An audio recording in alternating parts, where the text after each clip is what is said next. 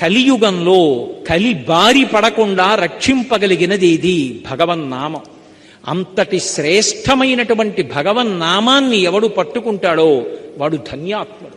యమధర్మరాజు గారు దూతలందరికీ సమావేశం పెడతాట.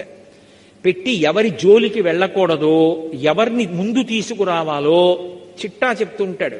పరాకు పడకండి, గుర్తుపెట్టుకోండి అంటుంటట. ఎవరిని ముందు తేవాలి, గాలి చేయడానికి కూడా నారాయణుడి పేరు చెప్పని వాడు ఉంటాడే, వాణ్ణి ముందు తీసుకురండి.